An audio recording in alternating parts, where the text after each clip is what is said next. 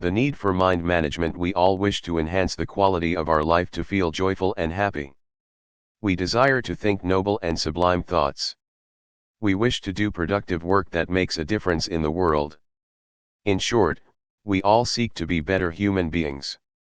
An auto script embedded within our soul inspires us to be more perfect, more godlike. Yet, not everyone achieves their cherished goals.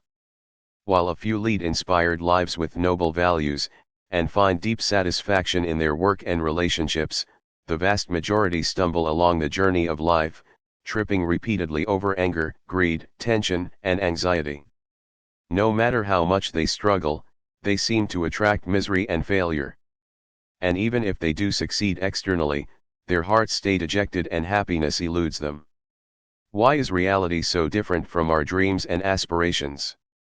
It is not money, power, fame, or an affluent upbringing that determines the quality of our life. There are many successful people who had very little of these external resources, and yet they achieved happiness, productivity, and fulfillment. There are also innumerable others who had all these but still could not lift themselves from wretchedness. Where did they go wrong? The key to happiness and success. An example of an inspired individual was Helen Keller, a renowned philanthropist of the last century. When she was only 19 months old, a severe infection made her deaf and blind. Consequently, she could not learn to speak and often threw tantrums to communicate her frustration to her family. When Helen Keller was 7 years old, her parents found a special needs school and a willing teacher in Anne Sullivan. Partially blind herself, Anne first tried teaching language to little Helen by signing letters onto the child's hand.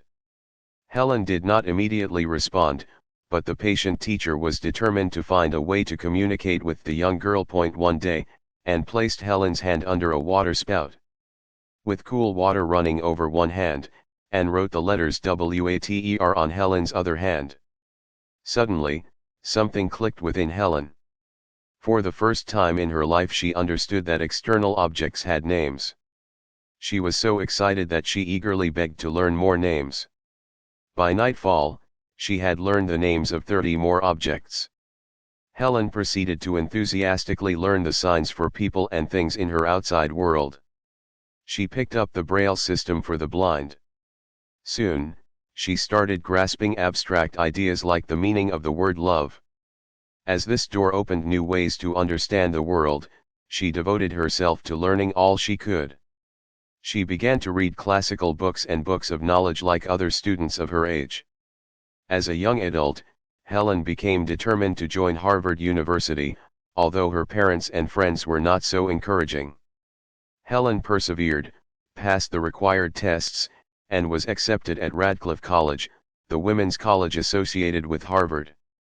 She graduated with academic honors, despite the fact that she was deaf, blind, and unable to speak. Helen now wanted to learn to speak like others around her. She was guided to touch the face, mouth, and throat of Anne Sullivan while her teacher was speaking, and astoundingly Helen responded to this kinesthetic experience by producing the sounds of speech herself. Helen learned to speak well enough to give lectures that, over time, inspired normal, deaf, and blind people everywhere. In her later years, Helen became a philanthropist seeking ways to fund the education of others. She lived till the ripe age of 87.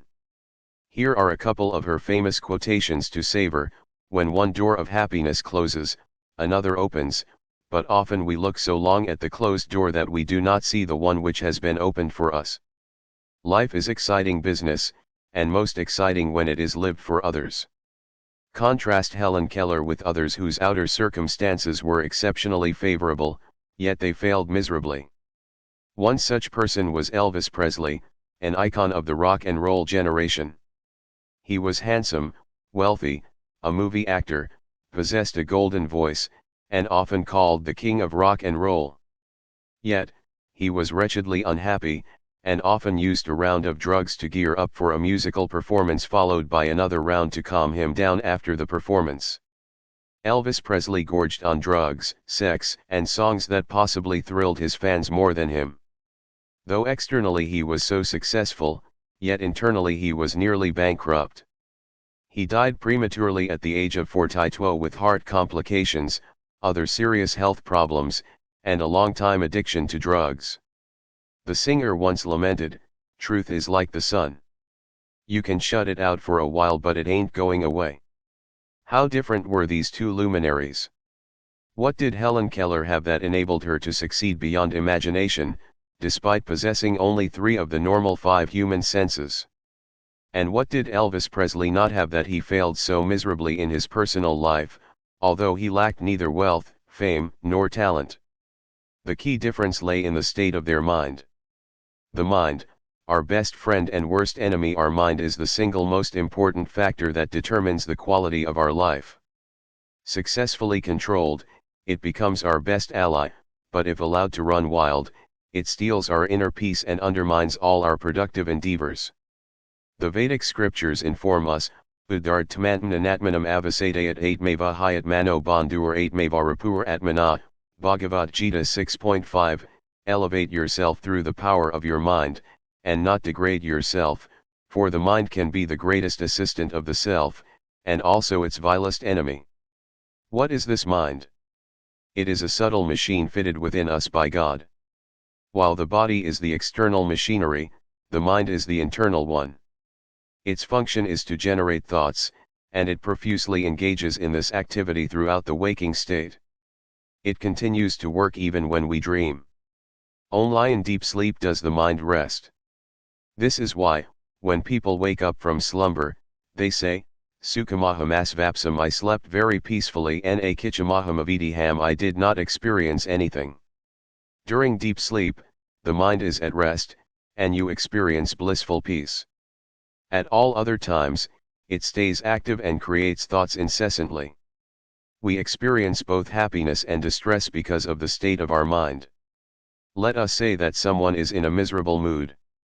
You tell her something that generates a happy thought in her, and she smiles in glee. Next, presume another person is in a good mood. You convey bad news to him, which creates a miserable thought, and he instantly grimaces in despair. Both the experiences of glee and despair are results of the state of the mind. Learn to cultivate a cheerful mind, and you will experience heavenly bliss even in the midst of the most hellish circumstances. On the other hand, if we harbor a miserable mind, we will suffer the torments of hell even if we are surrounded by heavenly luxury. British poet and philosopher, John Milton, described this perfectly in Paradise Lost. The mind is a place of its own, and in itself can make heaven out of hell and hell out of heaven. We dissipate a large portion of our energy in combating external enemies whom we perceive as potentially harmful to us. But the Vedic scriptures say the biggest foes such as lust, anger, greed, envy, and illusion reside in our own mind. These internal adversaries are even more pernicious than the outer ones. External opponents may injure us for a while, but the demons within have the ability to make every moment a living hell. For example, when our mind harbors animosity, the negative thoughts generated do more damage than the object of our hatred. Hence, it has been wisely said, resentment is like drinking poison and hoping that the other person dies. The poison referred to is the negativity we harbor within. The Buddha expressed this truth vividly: I have been insulted. I have been hurt. I have been beaten. I have been robbed. Misery does not cease in those who harbor such thoughts. I have been insulted. I have been hurt. I have been beaten. I have been robbed. Anger ceases in those who do not harbor such thoughts.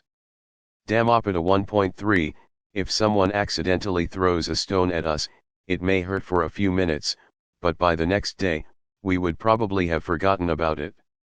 However, if someone says something unpleasant, it can agitate us for years. On the other hand, if we can get rid of such thoughts, we will experience sublime peace. Given the role of thoughts in bestowing hellish misery or celestial joy, it becomes important that we understand their power. The nature of thoughts. What are thoughts? They are subtle bundles of energy created in the factory of the mind.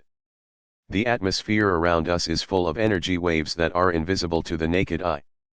If we take a radio set and rotate the channel tuner, broadcasting stations appear in quick succession to reveal their existence.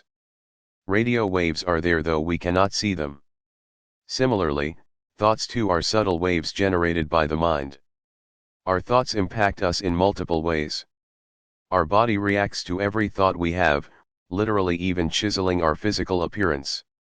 This is why we look at someone and remark, "Stay away from him. He seems to be a very angry guy." Or we look at another and say, "She seems like a very simple person. We can rely on her." In either case, the thoughts within sculpted the person's external looks. Secondly, thoughts fructify into actions. They are the internal roots from which all actions spring. This is based on a simple principle: good thoughts fructify into good actions and bad thoughts fructify into bad actions. Those who dedicate their lives to the service of humankind do not land there by accident. For years, they cultivated compassionate and noble thoughts in their mind, until the energy of those accumulated thoughts blossomed into inspiring acts of sacrifice and service. Similarly, those who commit theft and murder naively blame circumstances for their sins. If we were to delve deeper, we would discover that they harbored sinful thoughts in their mind, and circumstances literally aligned themselves to fulfill their desires. If we wish to draw more favorable circumstances in our life, let's begin by improving our thoughts. Without understanding this cause and effect relationship, we put the cart before the horse when we struggle to discard bad actions from our personality without changing the underlying thoughts. Like diligent horticulturists, we must carefully weed out all kinds of negative thoughts that sprout, such as anger, greed, hatred, envy, illusion, fear, and anxiety, from the orchard of our mind. When we strive to improve the state of our mind, we then realize the import of the Vedic injunction, Mana eva manishyan a karana bandha mokshayo, Panchadashi, the mind is the cause of bondage and the mind is the cause of liberation. The Buddha stated the same principle in different words: suffering follows an evil thought as the wheels of a cart follow the oxen that draws it. Joy follows a pure thought like a shadow that never leaves. Dhammapada 1.1, the level of our consciousness is tied to our mind. Veritably, we are what our mind is. This is why the wise sages said, Bola na jana isa nuskao, labite anek uthayoj jasa manakao banasikoj, vise hi bana jayoj. Do not forget these golden words, you will derive great benefit from them. The extent to which you uplift or degrade your mind, so your soul will be uplifted or degraded accordingly. The mind-body connection. We have seen how thoughts impact both our physical appearance and our actions. You may be surprised to learn that thoughts even impact our health. The Yog Vasishtha, an ancient scripture, tells a revealing story about the mind-body connection. Lord Ram once undertook a tour of his kingdom, to personally observe the condition of his people. He was dismayed to see them suffering from disease. Returning to his palace, he asked his preceptor, Maharshi Vasishtha, Guruji, what is the cause of disease? Guru Vasishtha replied, Ram, disease begins in the mind. When we harbor poisonous thoughts, the manomaya kosh, mental sheath, gets disturbed. This agitates the pranamaya kosh, vital energy sheath. That disturbance manifests in the annamaya kosh, physical body, as disease. This is, of course, a very simplistic explanation, for we all know that diseases can have innumerable causes. Ayurveda, too, talks of two kinds of diseases: dashaj and karmaj. Dashaj diseases are reactions to bad karmas or actions from our past lives, while karmaj diseases are a consequence of defective habits of eating, sleeping, thinking, working, etc. in the present life. Behind both are negative thoughts that result in harmful habits and immoral actions. In the last few decades, modern medical science has begun acknowledging the mind-body connection. A powerful example of this is the placebo effect. A placebo is a harmless substance, like a sugar pill, given to patients instead of prescription drugs. However, patients are told they are being given medicine for their ailment. The consequence of consuming the placebo is that patients mentally believe they will now get well, and their thoughts induce them to recuperate, even without taking actual medicine. One such study on the use of placebos was conducted by Dr. Stuart Wolfe in the 1950s. Dr. Wolfe conducted research on pregnant women who have a natural tendency to vomit in the first few months of pregnancy. When they would complain to Dr. Wolfe of symptoms of vomiting, he would give them ipecac, a drug that induces vomiting. Ipecac is often kept in laboratories as a safeguard. If anyone accidentally swallows poison and needs to vomit it out, ipecac is administered to induce the vomit. When Dr. Wolfe administered the drug to the pregnant women, as expected, the symptoms of vomiting were exacerbated. He would then tell them, "Do not worry. I have a wonder drug that has just been launched. It has been tested on thousands of patients and found to bring about miraculous suppression of the vomiting tendency. I will administer it to you now." Then he would give them the same ipecac that had earlier aggravated their urge to vomit. But this time, the symptoms of vomiting would disappear for the night. The next morning, the tendency to vomit would again return. What was the reason for the cure, even though it was the very drug that induces vomiting? It was the placebo effect. The patient's mind told them that they should feel better, and their bodies responded to their thoughts. Placebo effect can sometimes have a demeaning connotation and is often not well received by patients. If you tell people they got cured by the placebo effect, they are likely to say, "You mean it was all in my mind?" As a result, Herbert Benson and Richard Friedman coined the term, remembered wellness. It is the phenomenon in which the subconscious mind remembers the state of wellness and replicates it in the present. The phenomenon of remembered wellness commonly occurs when patients visit their family physician. The doctor says, "Show me your symptoms," and patients find that their symptoms have disappeared. The mere fact that they are meeting the doctor tells their subconscious mind that they will now get well. Consequently, remembered wellness takes place and healing occurs. The reverse of this is remembered illness, a common example of which is white-collar hypertension. Patients may have perfect blood pressure at home, but when they visit the doctor, they find it has increased. What is the reason for this? In their minds, they think that since they are visiting the hospital, they must be unwell. They recall a previous state of illness, and the body responds to their thoughts by increasing the blood pressure. This is a perfect example of the mind making the body sick.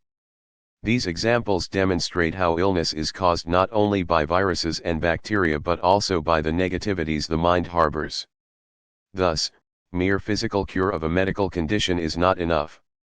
True health requires managing the mind along with taking care of the body. In fact, the World Health Organization, WHO, defines health as the state of complete physical, mental, and social well-being, and not merely the absence of disease or infirmity. Unfortunately, in the commotion of life, we often put mind management on the back seat, while we passionately pursue external success, not realizing that inner victories are the real basis for outer accomplishments. Let us, therefore, gain a better perspective on what goes on within us. The inner and outer worlds. The world we encounter is of two kinds. The first is the external world made of earth, water, fire, air, and space. Since it is created by God, the master architect and designer, it is perfect just like him. The Vedas go to the extent of saying that God himself becomes the world, Yadurnanabhit Srajat in 8 cha, Yatha Prithivyamoshad Hayasambhav Antiyatha Sada Puras Hat Keshalomani Tathak Sharat Samhavatihavishvam, Mund Akopanis had 1.1.7, as the spider extracts its web from its own body, and reabsorbs it later.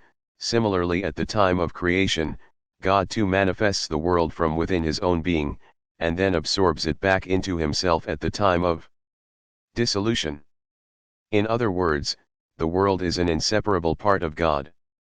Again, the Vedas state, Ishavajyam idam sarva yat kincha jagati jagat, Ishopanishad verse 1, the entire world and everything in it is the veritable form of God. Since the Creator is perfect and complete, the world is also perfect and complete. This external world was created to sustain the physical body. Apart from the gross external world, there is also a subtle inner world that each of us creates in our own mind. This is the realm of our desires, attachments, and aversions, due to our sanskars or accumulated tendencies of endless lifetimes. While the external world is the same for all, everyone's inner world is different and unique. Between these two worlds, the inner one is far more compelling. Agitation by physical objects is possible only as long as desires for them are present in the mind. If these desires are vanquished from within, then external objects no longer hold sway over us. In the Ramayana, Lord Ram said of his younger brother, Bharat, Bharatahi hoy na Rajamadabidi hari Harapadappai, what to speak of becoming proud by ascending the throne of Ayodhya? Bharat can never develop pride even if he ascends the throne of Brahma, Shankar, or Vishnu. The reason for Ram's confidence in the infallibility of Bharat was that his inner world was clean and pure. Bharat had reached a state where his mind was free from the everyday material sentiments of anger, desire, jealousy, greed, and lust. As a result, he could never be swayed by the lure of power in the outer world. Lord Shiv emphasized the same maximumajai ramakarana rata vigata kama mata kradha, nijaprabhamaya dekahin jagadikahi sanakarahin bairadha, Ramayan, O Parvati, those noble souls who free themselves from desire, pride, and anger see the world as the form of their beloved Lord. Towards whom can they be inimical? Hence, all saints who succeeded in purifying their inner world experienced the external world as the veritable form of God. Thus, the situations in the external world cannot be the cause of our strife. Rather, it is the other way around. Inner thoughts bring external circumstances onto us, as will be explained in the next section. Thought by thought, we forge our destiny. When we encounter difficulties, we tend to hold the outer world responsible for our woes. But, circumstances do not come by the throw of a dice. The world is governed not by chaos, but by eternal principles. And although it may not seem so to us, God has made this world perfectly to enable our purification. Consider the example of Ramdut, who is always annoyed to no end with the irascible behavior of Vishnudutta, his obnoxious neighbor. To get away from him, Ramdut finally moves to another neighborhood only to find that his new neighbor is no better than Vishnudutta. The experience repeats itself over and over again. Every time he moves, he encounters an equally obnoxious neighbor. Eventually, Ramdut decides to see the situation positively and begins using it as an opportunity to develop his own tolerance and patience, the very two virtues in which he is deficient. He realizes that circumstances in his life have schemed for that very purpose. When he finally masters equipoise despite the worst behavior of his neighbor, he suddenly finds the situation changing. Lo, behold! Wonderful citizens begin moving into his neighborhood. In this manner, the material energy, Maya, arranges for the salvation of our soul. Circumstances come in our life for a purpose, and they remain until the purpose is served. When we have learned the lessons intended for us, the environment naturally changes and leads to a new set of situations that carry within them another lesson. This is a simple explanation of our life circumstances. Everyone is a mixture of virtues and frailties, just as situations are a myriad web of intricate constraints and opportunities. It is naive to think that we understand the precise reason for any particular situation in our life.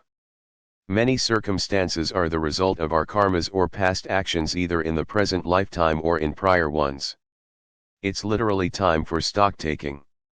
If we had sinned grievously in the past, painful situations come as punishment. They teach us that actions have consequences and that we should not sin again. At other times, God merely supplies us a rope to hang ourselves with, the situations providing ample opportunities to indulge in our most debased desire. Lessons follow much later through ill health, penury, and infamy, among others. The so-called law of attraction, now so glibly touted in the world, is actually a very incomplete and inaccurate representation of reality. Nevertheless, the link between our inner desires, in the past or the present, and the circumstances in our life always exists. People rarely understand this cause and effect chain and keep fighting with circumstances, blaming situations for all their miseries and feeling woefully victimized by them. The law of karma is very just, It takes into account our actions from all the past lifetimes. Where we are in life today is the result of our thoughts and actions in the past. Our thoughts today decide where we will be in life tomorrow. Rather than play the blame game or curse Lady Luck, we must focus on improving ourselves. The more we win our inner battles, the more we will find external success knocking at our door. It's quite simple. Thought by thought, we forge our destiny. Let's look at a young lady who leads a mediocre existence but cherishes a life full of purpose and value. She nurtures thoughts of pleasing God through loving service to society. The sublime thoughts of kind-heartedness and empathy seize her consciousness so strongly that she is filled with passion for making a difference in the lives of people. In a short while, opportunity knocks on her door to become an entrepreneur. She now finds herself pioneering a new cottage industry that trains hundreds of village women in self-employment. People marvel at her success, and the ignorant say that she simply got lucky. But the wise smile, knowing that she got what she merited. This perfect universe is not a game of roulette where any crackpot can win the jackpot. A Taoist saying captures this perfectly: the snowflakes fall slowly to the ground, each flake to its proper place. There are eternal laws that govern the world, and the law of karma is one of them. When the lady deserved it, the universe provided her with just the right opportunity to serve according to her heart's desire. She made her life a success, and so can we, if we marshal our resources well. According to the Vedas, God created the world through his material energy, Maya. All the gross and subtle elements of the world have evolved from this material energy. Since it is God's Shakti or energy, Maya always acts in his service, and works to fulfill his divine will. Thus, it orchestrates situations in the world for the gradual elevation of the soul, continually pushing us to move from our present state to perfection. You would have noticed that nothing in life and in this world is constant. We are incessantly pushed to grow and evolve.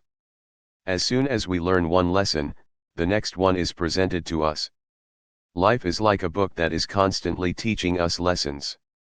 Having come in this world, improve we must. Be open to this learning. Let this world not become the university of hard knocks, where we are forced to progress the hard way through difficult experiences. The wise do not waste their energy in cursing circumstances. They quickly learn the lessons inherent in the situation, and progress rapidly forward on the journey of internal growth and development. Leverage the resources God has blessed us with. After reading the success story in the previous section, we may wonder if we have what it takes to succeed likewise. We do, but instead of realizing the importance of what we have, we remain focused on what we lack. Let me tell you the story of a beggar I once met. It was over 2 decades ago in a little town called Aska, in the state of Odisha in eastern India. I was walking in the morning by myself. As I approached a bridge, I saw a mendicant standing atop the railing, gathering courage to plunge into the river below. It was obvious that he was about to give up his life. I screamed, "What are you doing? Please stop." Startled, he looked at me and hesitated. He jumped back onto the road, and I ran to grab his arm. "Why were you considering such a cowardly act?" I chided him. "Don't you know that if you had committed suicide, you would have to become a ghost in your next life? As punishment for rejecting your physical body, you would then not possess a gross body in your next life, you would have to live as a ghost with just a subtle body. That would be a very painful existence because you would have material desires, but no way of fulfilling them." Hearing about the consequences of suicide made him change his mind. He began sharing with me the pain he was harboring within. "God has given me nothing," he whined. "I have only poverty and misery to look forward to in life. If I give you 50 lakh rupees, nearly $75,000, will you become positive about your future?" I asked him. "Of course I will," he retorted. "Okay, but in exchange I will need something from you. You will have to give me your 2 eyes." "What? Do you expect me to be blind? I cannot give you my eyes." "That means your eyes are more valuable than 50 lakh rupees."